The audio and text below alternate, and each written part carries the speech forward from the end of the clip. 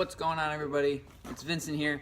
I am going to today bring you guys a video on different ways to get down from different heights.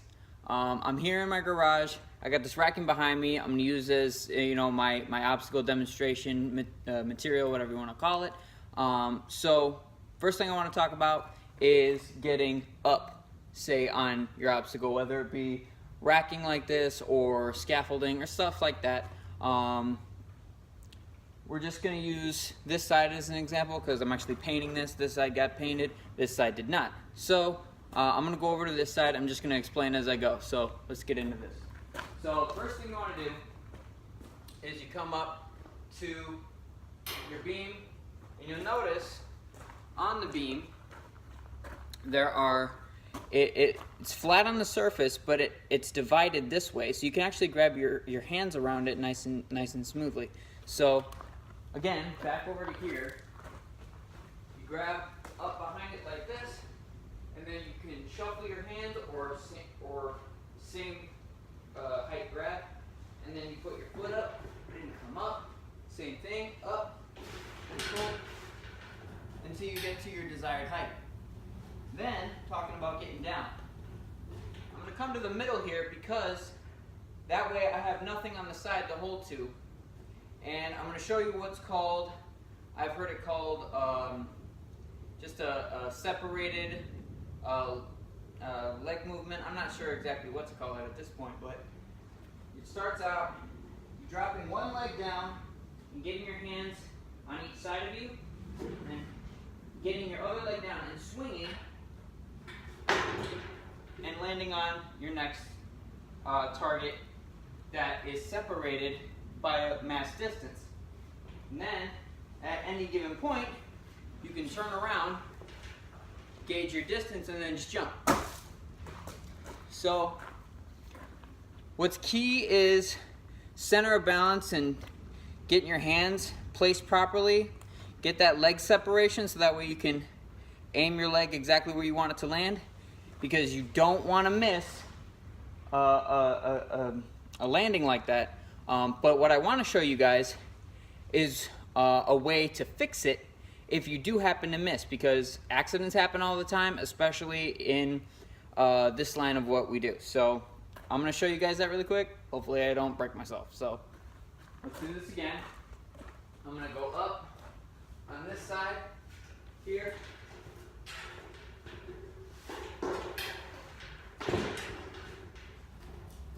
So again, I come over and drop down, and I go like this and bring my legs out, and if I come over and I miss one side, you keep one leg underneath you, but keep a grip on the top end so that way you have 3 points of contact at least, because you might not always hit it exactly square.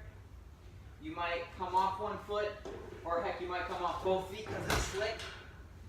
So just make sure you have at least 3 points of contact at all times with whatever it is that you're grabbing, climbing, jumping from. At least 3 points of contact, whether it be 2 feet, one hand, 2 hands, 1 foot, that kind of a thing. So guys, it's just a quick video just to show you guys how to get from mass distances using your just 3 points of contact, whether it be going up or coming down. So,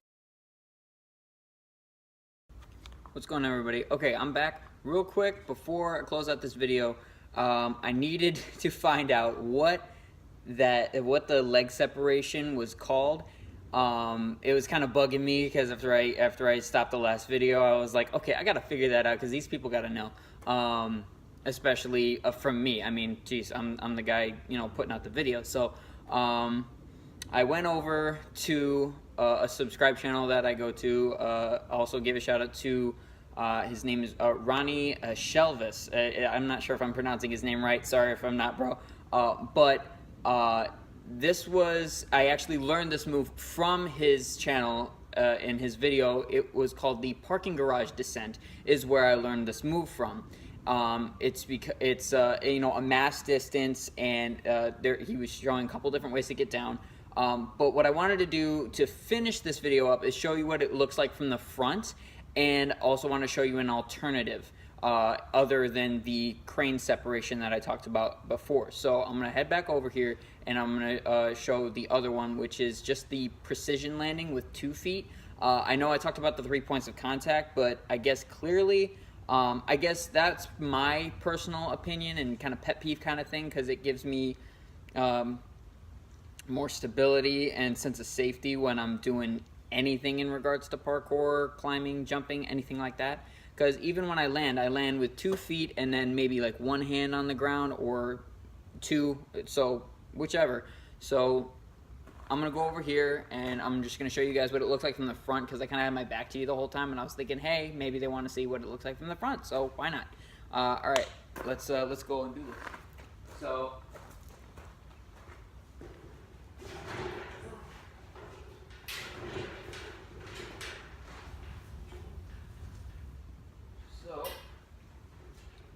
Come over here, so you just drop down, and then you swing your legs like this in a landing.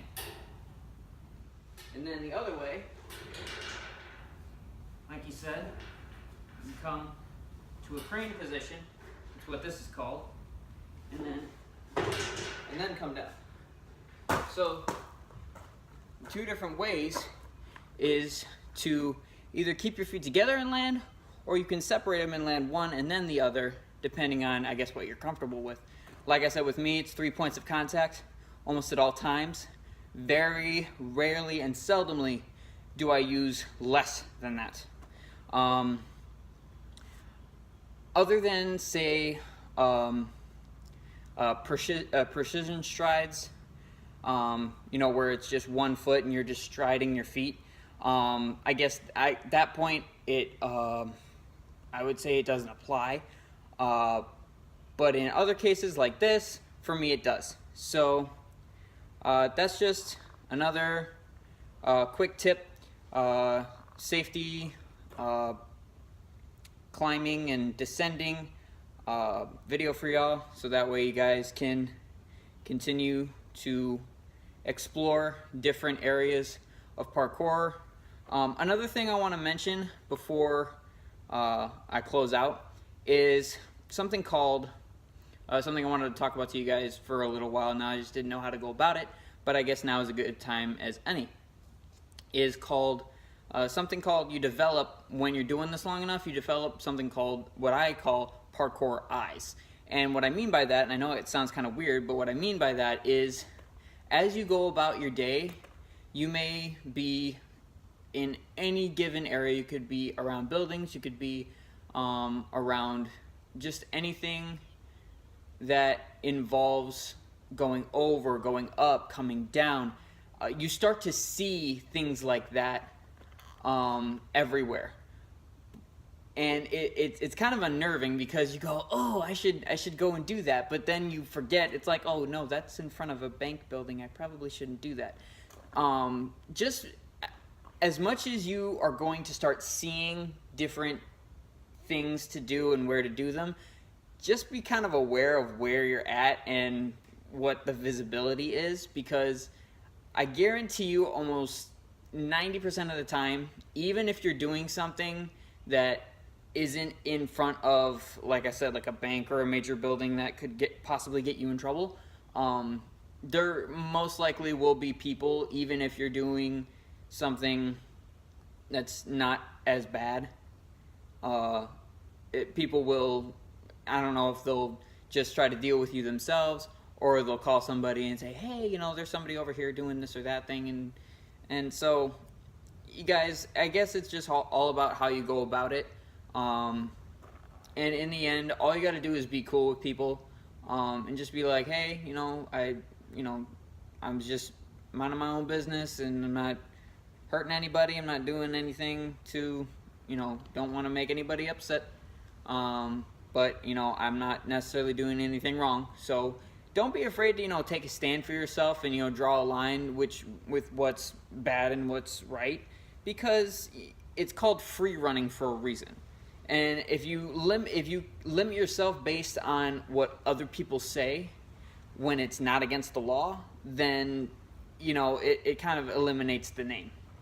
So, guys, thank you for joining me on Phantom Parkour Vectors, and thank you guys for continuing to slowly but surely continue to view these videos that I put out for you guys.